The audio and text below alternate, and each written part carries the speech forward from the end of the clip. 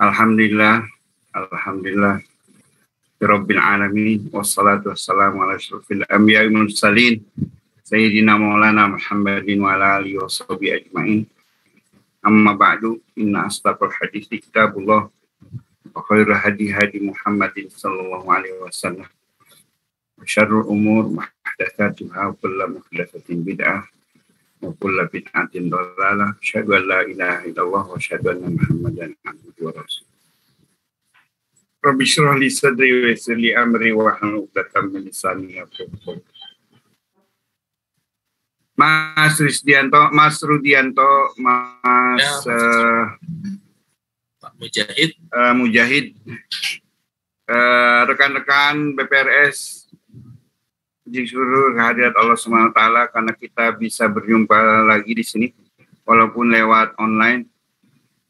Mudah-mudahan semuanya diberikan kesehatan oleh Allah SWT dan diberikan kelancaran dalam pekerjaan usaha. Audit syariah yang efektif, tapi isinya sebagian ketentuan. Next, mudah-mudahan nggak lama nih. Isinya nggak jauh-jauh terkait tentang DPS, tentang audit, tentang pelaporan. Next. Nah, Dewan Pengawas Syariah sebagai organ bank itu udah diatur oleh Peraturan Otoritas Jasa Keuangan OJK nomor 24 tepatnya 2018. Judulnya adalah Good Corporate Governance untuk BPRS. Silakan merujuk kemarin nanti kalau mau milih DPS, ngangkat DPS, atau mau mereview peran DPS. Jadi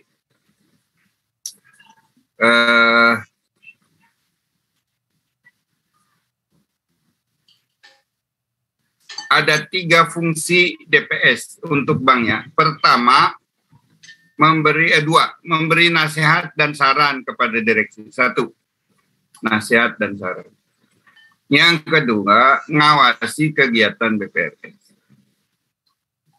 Kalau nasihat dan saran, itu kalau DPS seringkali mandatori. Misalnya, tolong ini jangan dipakai karena ini tidak sesuai dengan fatwa DPS. Itu bukan nasihat lagi, itu udah perintah. Itu.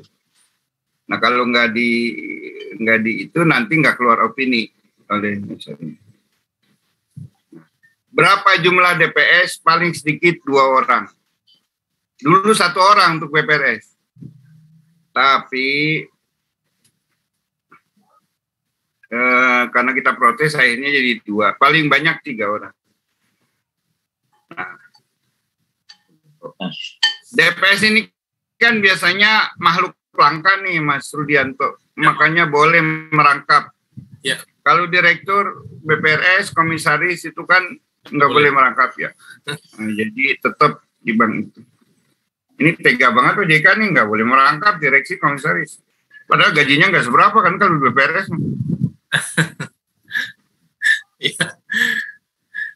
Ya, saya termasuk yang paling banyak protes. Anda mengikuti ketentuan ansih, tidak melihat situasi ekonomi, situasi sosial politik. Kenapa kita nyusun ya berdasarkan GCG ya harus begitu. Iya, GCG-nya disusun berdasarkan budaya yang berlaku di Amerika, di Jerman, di Inggris, di mana orang kerja itu sudah ada standarnya. Upah minimum regional udah ada udah ada standar. Di bawah itu mereka biasanya dituntut, bahkan ditegur oleh pemerintah. Maka DPS bisa merangkap di 4 lainnya. Nah, karena nggak boleh banyak, nggak boleh 4, makanya pada milih anggota DPS di bank kalau bisa. 4-4-nya bank kalau bisa, 5-5-nya bank, karena remunerasinya gede ya, Mas Rudi. ya, lumayan Pak. Kalau ada 1 di reksadana, 1 di asuransi, 1 di modal ventura kayak saya itu ya. Kemudian 1 di rumah sakit, 1 di BPRS. Ya, nggak seberapa itu dapat. Nah, kalau dapat di 5 bank misalnya BSI, Muamalat, Danamon, kemudian CIMB, kemudian Maybank, wah, Masya Allah. Jadi karena memang ketentuan terhadap renumerasi DPS ini selalu ditolak oleh OJK karena itu masing-masing. Bahkan kita minta minimal maksimal Jun nggak dikasih. Pak itu terserah masing-masing bank aja. Sudah berdasarkan kemampuan. Ya udah. Jadi 4 lembaga keuangan syariah lainnya. 1 bank, 1 asuransi, 1 multifinance, 1 pegadaian, 1 lagi misalnya rumah sakit. Nah, bagi BPRS yang membentuk komite remunerasi dan nominasi, setiap usulan pengangkatan pemilihan DPS harus memperhatikan rekomendasi komite remunerasi. Jarang biasanya kalau BPRS ya. Tapi kalau ada, itu biasanya terdiri dari direksi, komisaris. Kemudian masa jabatan anggota DPS paling lama sama dengan jabatan anggota direksi. BPRS berapa Mas Rudi biasanya? 4 tahun? Atau 3 tahun? Beda-beda Pak. Rata-rata ada yang 5 tahun. Ada 5 tahun? Ada yang 5 tahun. Ya. Nah, jadi BPRS nggak boleh 5 tahun. Kalau direksinya diangkat duluan, misalnya udah 2 tahun, terus DPS diangkat, ya nggak apa-apa, direksinya berhenti, DPS-nya lanjutin 2 tahun. Kayak gitu. Kecuali pemegang sahamnya nggak mau, ganti. Ya, ganti. Jadi ini ada cerita Profesor Jai. Ceritanya dia mau rapat dengan direksi BPRS di Garut. Nggak tahu Garutnya di mana. Apa cerita imajiner dia juga nggak tahu juga. Jadi ketemu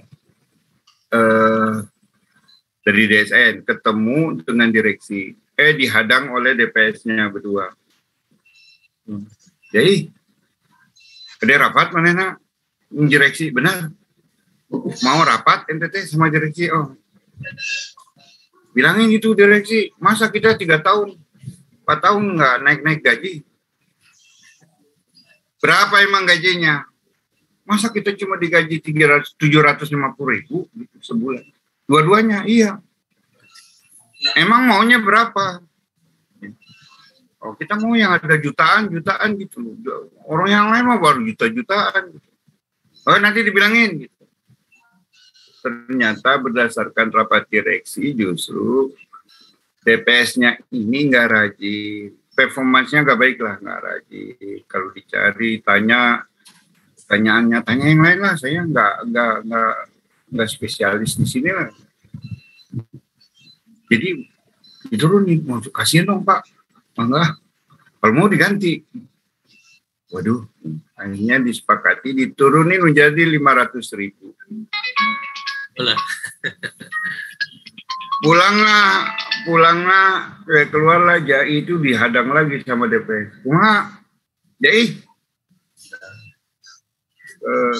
jadi baik, beres. Jadi sabaraha? 500 juta. Gitu atuh. Dia nggak tahu 500 juta itu lebih rendah dari 750.000. Ada jutanya yang penting ya Pak ya. Yang penting ada jutanya kan. Aduh. Ini cerita bagaimana cerita tentang pasal berikutnya. Cuman next slide. Next slide, silakan.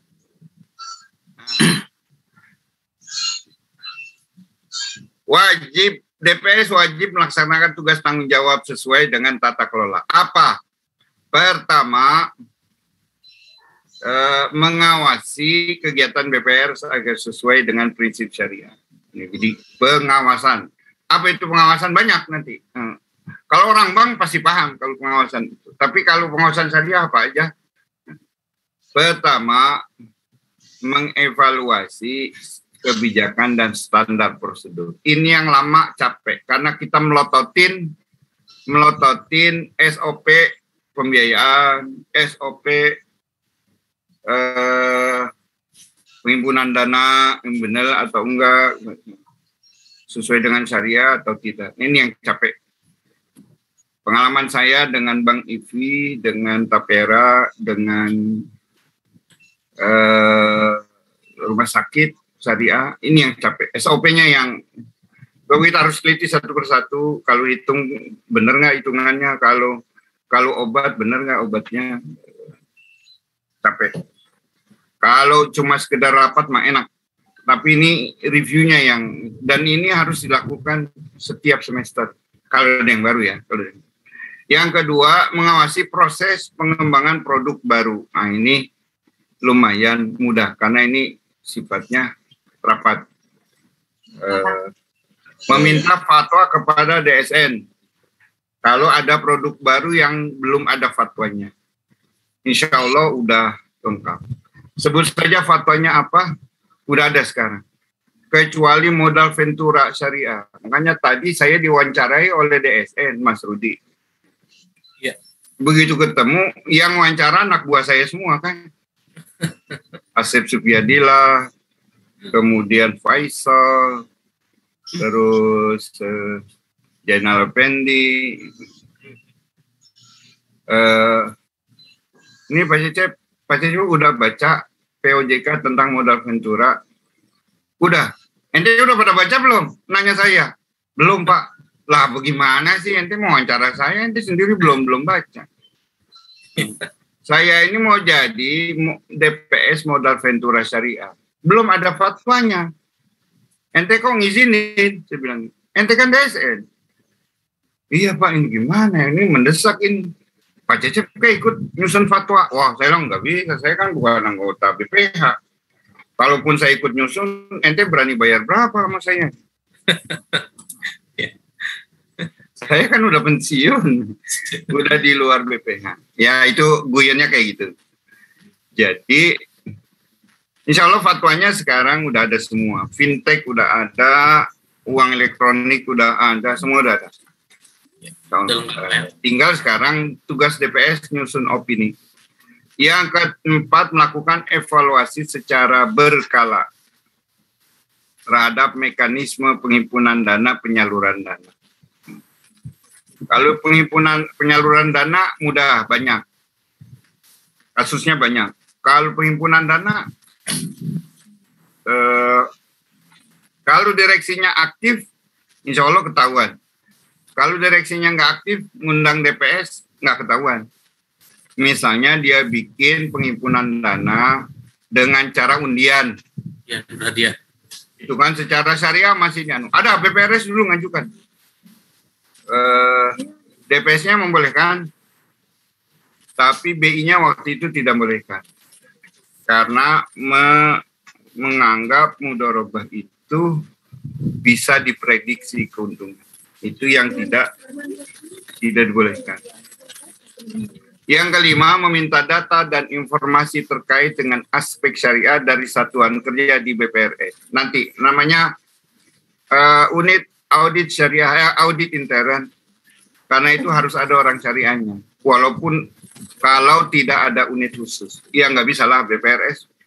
Unit khusus audit syariah, orangnya juga sedikit. Tapi fungsinya harus ada. Berikutnya, slide berikutnya. Nah, tugas ketiga wajib menyampaikan laporan hasil pengawasan dari semester kepada otoritas jasa keuangan. Langsung, enggak. Harus disetujui oleh direktur. Enggak bisa, ini harus koordinasi. Koordinasi nanti saya bahas di belakang. Betapa pentingnya itu yang namanya koordinasi. Nah, karena nggak ada koordinasi, biasanya DPS-nya nggak betah. Ya, kita ini diangkat DPS tapi nggak pernah diundang-undang gitu. Makanya mestinya DPS-nya yang aktif. Kita nggak pernah rapat nih. Telepon nih, rapat. Iya nih. Belum pernah makan sate lagi di bank nih. Jadi, ya bercandanya begitulah. Artinya bahwa kemudian laporan yang dimaksud itu minimal ini. Ini yang nggak sadar kawan-kawan. Karena biasanya dibuatkan oleh audit intern. DPS biasanya tinggal tanda tangan aja. Kalau DPS-nya tanda tangan, sementara dia nggak tahu isinya, itu DPS udah naik level kayak presiden. Saya nggak tahu tuh apa yang saya tanda tangani. Wah, ini gawat kan? Ketika ditanya sama OJK, Anda paham kan yang Anda laporkan? Nggak tahu Pak, yang bikinin audit intern Bang. Wah, itu udah fatal itu secara governance. Tidak mengerti apa yang kita laporkan. Makanya nanti ada yang disebut uji petik.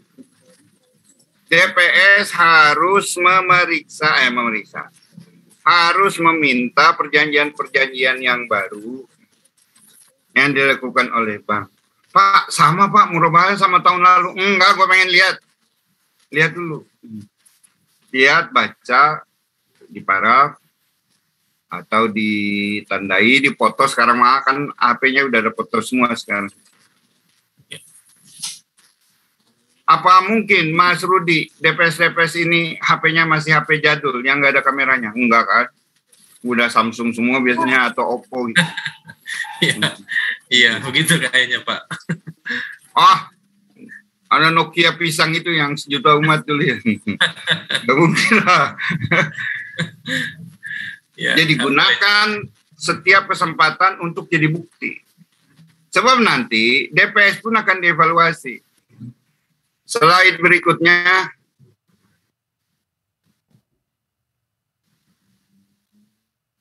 Nah, rapat DPS wajib diselenggarakan paling sedikit 1 kali dalam 3 bulan. Ini peraturannya tahu nggak tahun berapa ini? 2013.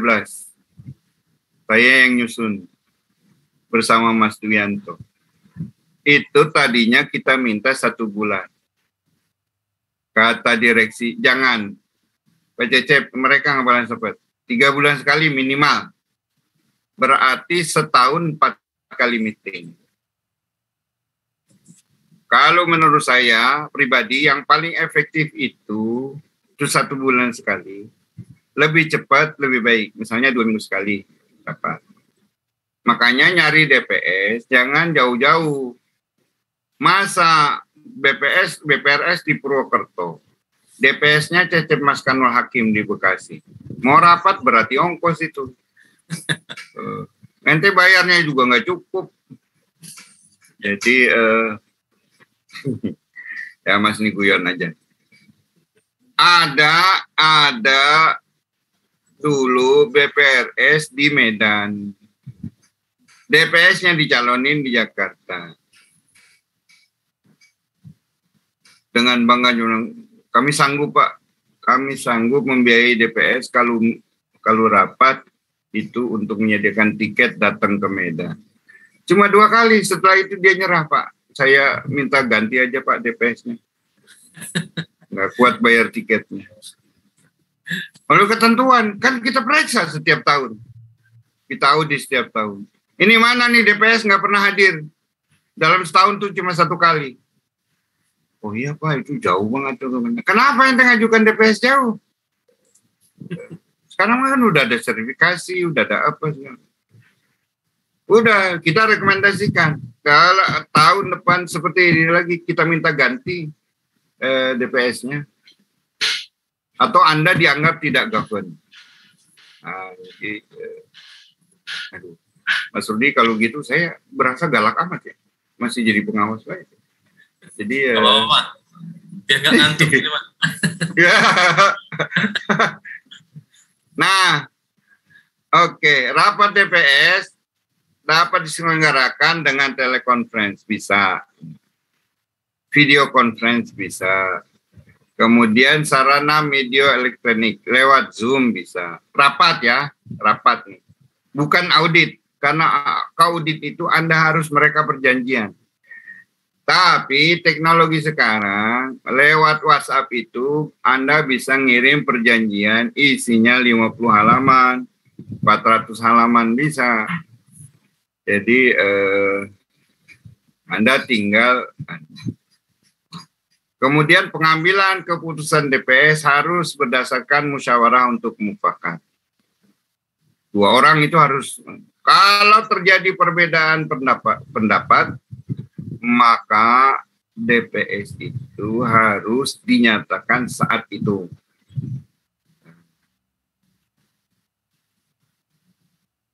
Sebagaimana ayat 3 tidak tercapai, DPS dapat minta pertimbangan dari Dewan Syariah Nasional. Minta ini sepakat nggak?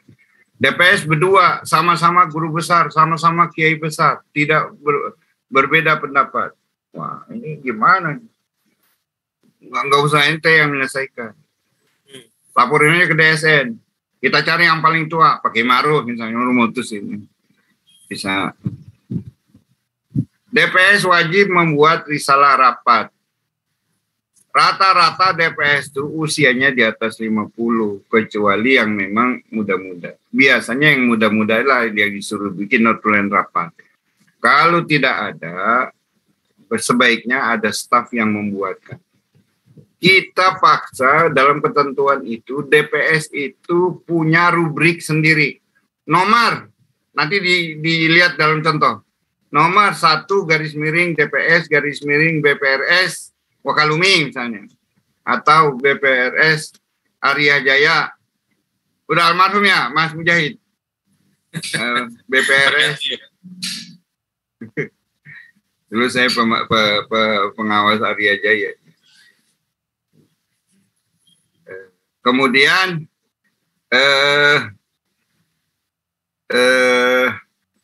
harus didokumentasikan sesuai ketentuan peraturan perundang-undangan. Iya. Kalau bisa DPS-nya nyimpen arsipnya. Ya.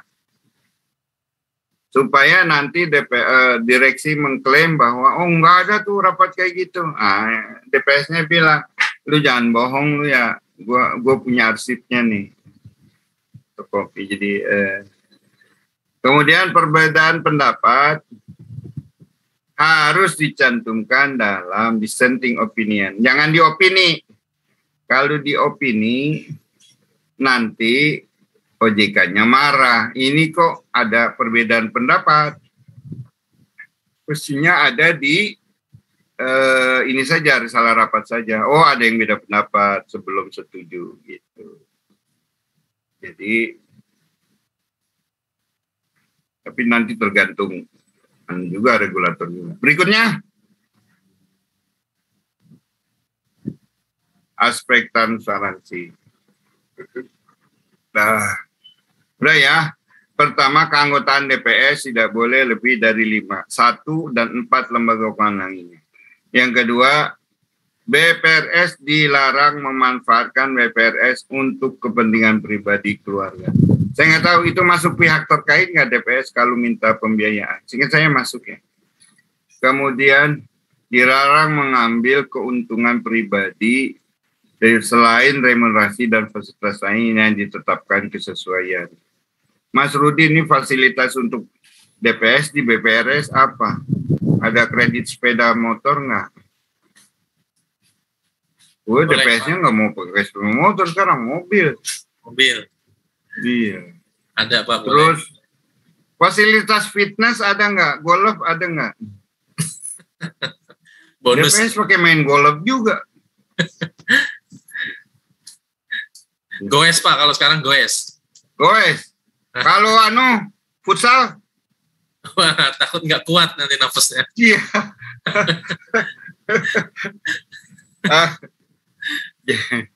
Jadi, aduh. Saya tanya itu, Tapera, ini fasilitas kita DPS apa? Nggak ada, Pak. Loh, direksi bisa main golf, masa kita nggak boleh? Ngapa itu fasilitas untuk direksi, untuk DPS emang nggak? Kalau gitu umroh, oh enggak Pak, umroh pakai uang pribadi, waduh. Ya udah, terima aja apa adanya. Lalu kita mah DPS kan ya. Jadi kemudian DPS wajib mengumumkakan remunerasi fasilitas lain yang ditetapkan berdasarkan keputusan RUP. Harus kepada OJK. Apa saja diterima selain honor. Misalnya fasilitas, bukan futsal tadi apa, badminton, fasilitas, iya kan ada langganan itu ya, ada juga yang langganan ya kayak futsal atau gor gitu ya, renang, kemudian apa, fasilitas ini. Fasilitas itu diberikan dalam bentuk jasa, bukan uang. Jadi umroh misalnya, umroh tiap tahun. Ada. Kalau saya sih tim syariahnya ALM tiap tahun rapat itu kalau nggak di Dubai, Abu Dhabi, Jeddah. Waktu itu Jeddah udah langsung aja kita naik taksi ke Mekah, bawa kain ihram, bawa paspor, duit, udah. Minta fasilitas dong, taksi. Oh enggak, bayar sendiri. Ya udah bayar aja sendiri. Berapa? Taksinya aja hitungannya 2 juta tuh ke Mekah. Nungguin. Itu. Tapi kita pikir, wah daripada gua pulang ke Indonesia terus bayar umroh 30 juta, mendingan bayar taksi aja. Dari sini ke Mekah. Nah jadi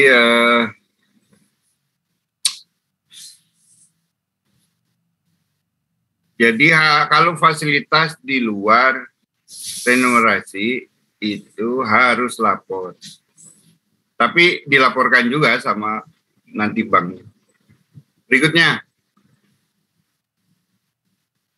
Sudah ini dibolehkan berdasarkan tidak bertentangan dengan ketentuan. Berikutnya. Itu OJK. Ini Syariah Governance. Ketentuan syariah yang harus diberlakukan bagi anggota Islamic Financial Service Board, negara-negara yang menjadi anggota FSB. Harus ada Dewan Syariah Pusat. Kita udah ada DSN. Harus ada DPS tiap lembaga keuangan syariah. Maupun hanya divisi syariah itu tetap harus ada DPS. Menyangkut masalah pengangkatan, wawancara, remunerasi, fasilitas, kompetensi, dan sebagainya. Harus ada fungsi audit internal syariah. Fungsi.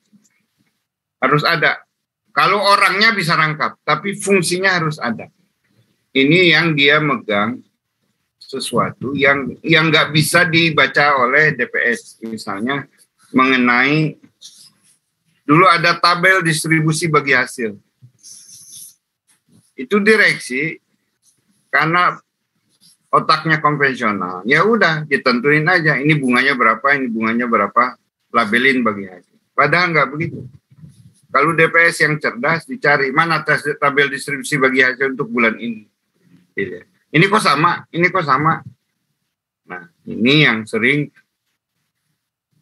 intinya seringkali terlupakan. Padahal kalau DPS tahu, disinilah intinya yang membedakan antara bank syariah dengan bank konvensional.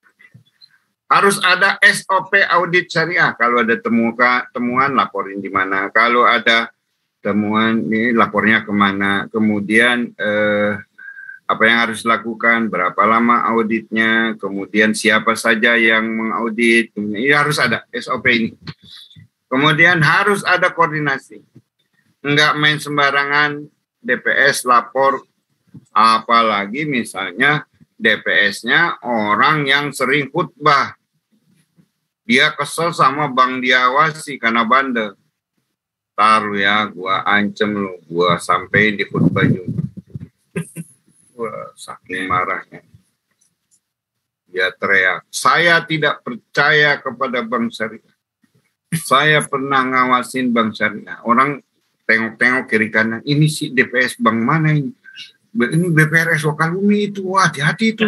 Kalau DPS-nya udah bilang gitu, udah yuk cabut yuk duit kita dari situ. Nah ini kan sudah menyangkut masalah resiko reputasi.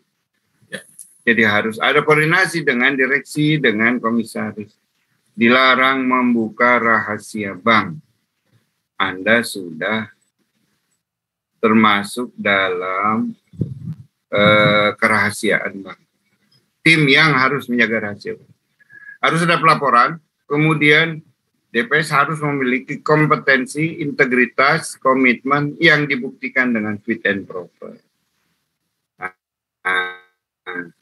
Yang nyusun wawancara itu untuk OJK dulu, saya dan Pak Duyanto. Apa saja yang harus ditanya, apa saja yang bisa dipancing, apa yang... Kadang-kadang DPS nggak usah ditanya, dia cerita sendiri, udah selesai 5 menit, selesai.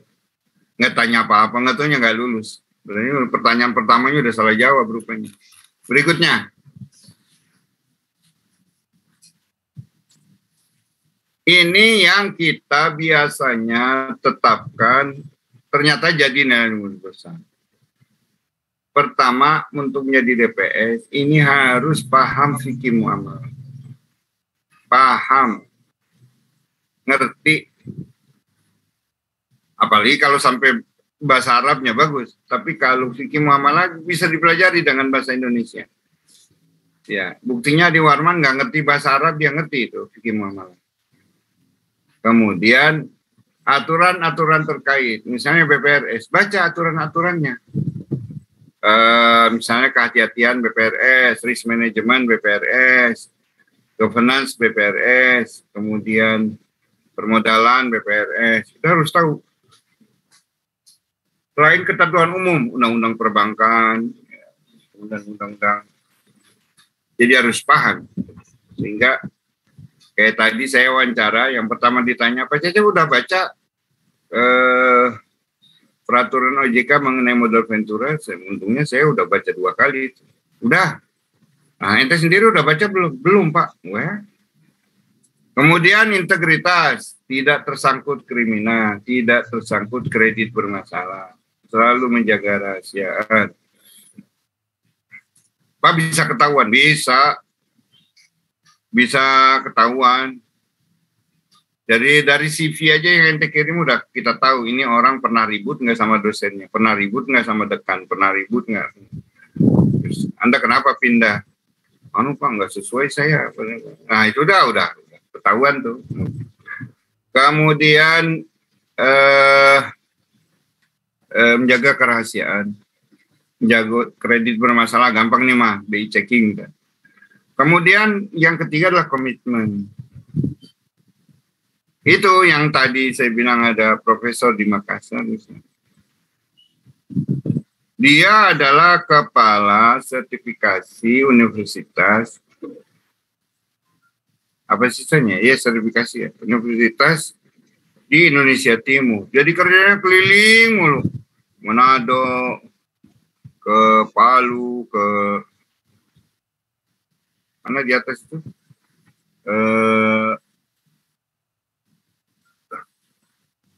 Terus ke Maluku, kemana, ke Irian Jaya.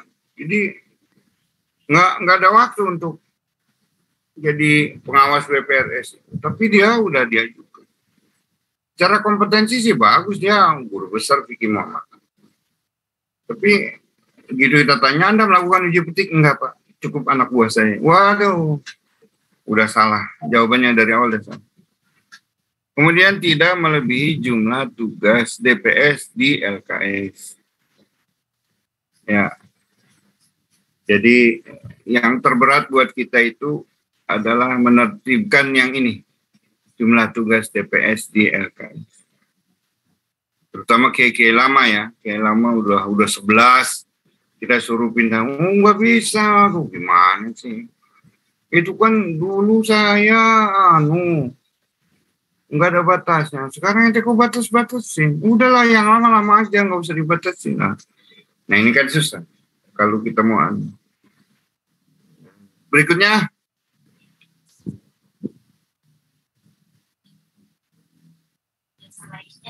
Nah,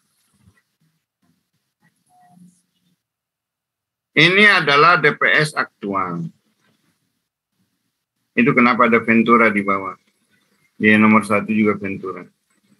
Berarti yang lama ini. Waktu saya bikin untuk modal Ventura. Nah, ini adalah DPS aktual. Apa yang dilakukan oleh para DPS. Berikan opini, adanya tugas baru, adanya temuan pemeriksaan, dari pengawas eksternal, misalnya begitu. Ini harus diikut membimbing. Melakukan uji petik. Berikutnya, slide berikutnya, berikan saran pada komisaris, mediator. Venturanya hilang ya, itu saya pakai buat ngajar teman Ventura. Kemudian memberikan training, laporkan kegiatan, dilakukan DPS secara berkala kepada direksi ini. Ini saya udah kirim final draftnya ke Mas Mujahid. Rupanya yang dikirim ini draft pertama, makanya masih ada Ventura. Tolong cari Mas Mujahid kalau mau dikirim ke peserta, jangan yang ini, yang sudah final. Atau nanti saya kirim ke Mas Rudi aja. Tolong sediakan nomor HP-nya. Baik. Berikutnya, audit syariah. Berikut, nah ini adalah detail. Audit syariah adalah salah satu fungsi pengawasan. Jadi pengawasan yang dilakukan adalah mengikuti, memperhatikan apa yang terjadi pada bank syariah, sesuai dengan syariah. Jadi dia bisa duduk di belakang meja, nunggu laporan, bisa. Itu juga pengawasan. Tapi kalau audit, Anda harus datang minta perjanjian. Nah, kemudian tujuannya apa, tempatnya apa, durasinya apa, kemudian udah masuk Pak Rudi nih di SMS, di WA sama Pak Rudi. Bentar ya. Kemudian frekuensinya 6 bulan sekali menurut ketentuan OJK. Kemudian objeknya apa? Perjanjian, SOP, formulir, sistem. Tapi umumnya yang paling banyak dicari itu adalah perjanjian sama SOP. Tapi saya sarankan kepada DPS yang mau audit, tolong lihat formulir pembukaan tabungan, formulir apalagi pembiayaan, terus sistem juga teknologi. Lihat apa masih entry-nya masih istilahnya bunga atau tidak. Dia beli dari BPR lain, nggak lihat lagi di konversi, masih pakai bunga. Mungkin maksudnya bagi hasil, tapi kalau orang udah nyebut bunga, repot. Apa arti sebuah nama? Buat saya sangat berarti. Nanti orang bilang, kok Pak, sistemnya si bunga Pak. Ini masalahnya. Coba lihat di sistem teknologinya masih menggunakan kata bunga. Penting itu. Yang berikutnya, instrumennya adalah kertas kerja, produknya laporan hasil audit. Nanti ada laporan. Dulu namanya pemeriksaan. Diganti oleh OJK menjadi audit. Kenapa? Kalau diperiksa itu Pak, itu diperiksa polisi. Kalau keuangan mah namanya audit. Jadi kemudian harus ada koordinasi. Nggak bisa ente mengaudit itu kayak mau nangkep maling. Enggak, tanya dulu ini kenapa ini begini. Oh salah itu Pak tuh kan, untung nanya. Kalau enggak kita akan memberikan penilaian sesuai dengan apa yang kita lihat. Iya, kan kalau menurut Imam Malik, nahnu natawalla bizohahir wala natawalla bisaror. Jadi itu yang dianukan. Berikutnya, nah jadi Di pelaporan harus dilakukan kepada direksi dan OJK berdasarkan format standar melalui direksi. Kemudian aturan yang dipakai SOP audit syariah, peraturan JK, BI, fatwa DSN, undang-undang. Konsultasi fatwa, tolong hubungi orang DSN yang berwenang dengan ini. Jangan berfatwa sendiri, jangan berijtihad sendiri. Berikutnya, saya berikan contoh kertas kerja yang dibuat oleh DPS. Saya dan kawan-kawan di Tapera, kemudian teman-teman yang dilatih di sertifikasi DSN biasanya. Ini contoh, buat contoh seperti ini. Jadi contoh kertas kerja. Kalau di audit intern, pasti biasa. Misalnya Anda ketemu di perjanjian tanggal 4 Februari 2020, kemudian perihalnya adalah murabahah untuk fulan. Di halaman berapa? Halaman 4, pasal berapa? Misalnya objek murabahah tidak diketahui. Pendapat TPS ini tidak sesuai fatwa DSN. Padahal fatwa DSN mengatakan bahwa objeknya harus jelas, terukur, tertimbang. Harganya juga jelas. Jadi, seperti itu. Berikutnya, nah ini contoh opini intern, bukan standar OJK, bukan. Jadi ini nanti setelah ada produk baru, Anda bahas bersama direksi, sudah dapat persetujuan, baru keluar opini. Tapi kalau masih ada perbedaan pendapat, catatnya di risalah rapat, jangan di opini. Jadi, ini opini syariah itu harus sesuai dengan syariah dan fatwa DSN. Harus begitu. Kalau belum begitu, uangnya di risalah rapat aja. Oh, saya nggak setuju tuh murabahah untuk pedagang. Masa harganya tinggi banget, ini dan sebagainya. Jadi harus dicatat di risalah, bukan di opini. Berikutnya, Anda harus punya SOP audit. Itu contohnya berisi tentang latar belakang, tujuan, pelaksanaan audit. Itu pelaksananya siapa, waktu pelaksanaannya kapan, durasinya berapa hari, minimal 3 hari. Tempat pelaksanaan audit dilakukan di kantor. Berikutnya, alat audit, SOP penggunaan dana, penyaluran dana, fatwa DSN. Alatnya pakai kertas kerja. Kemudian sumbernya, objeknya, perjanjian pembukaan tabungan, perjanjian pembiayaan, SOP penghimpunan dana, SOP penyaluran dana. Itu aja kalau Anda kerjakan rasanya nggak cukup 3 hari. Seminggu bisa. Berikutnya, koordinasi efektif. Ya. Ketentuan OJK mengharuskannya adanya rapat DPS minimal berapa kali dalam berapa periode? 1 kali dalam 3 bulan. Koordinasi yang efektif dilakukan oleh DPS dan bank secara reguler. Itu menurut saya lebih efektif tiap bulan, bukan 3 bulan sekali. Kemudian apabila kebutuhan mendesak, barulah dilakukan pertemuan di luar pertemuan reguler. Harus ada komunikasi efektif, saling mengingatkan, baik DPSN.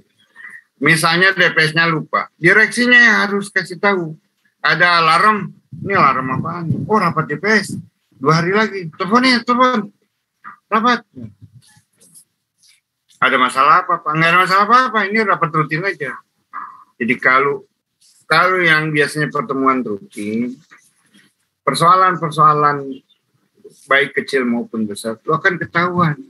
Kenapa? Lagi rapat DPS, tahu datang misalnya ada officer pembiayaan. Wah Pak, pedagang kita kena busur Pak. Kapan? Barusan Pak. Nah itu kan, jadi DPS-nya tahu, wah ini gimana nih? Ini pembiayaan kita dari situ tuh. Jadi tahu. Kalau sering ketemu insya Allah tahu masalah. Kalau nggak tahu, wah Pak ini macet Pak, gimana caranya? Kapan itu? Ini udah 3 bulan yang lalu. Wah kita nggak pernah rapat sih ya. Jadi harus reguler biar semuanya. Dan semuanya harus mengingatkan. DPS harus mengingatkan pada bank misalnya. Ini udah waktunya rapat yuk ah. Saya pengen dengar nih perkembangan bank kita kayak gimana gitu. Jadi memang menurut ketentuan itu 3 bulan sekali, tapi yang baik itu sebulan sekali, apalagi lebih cepat.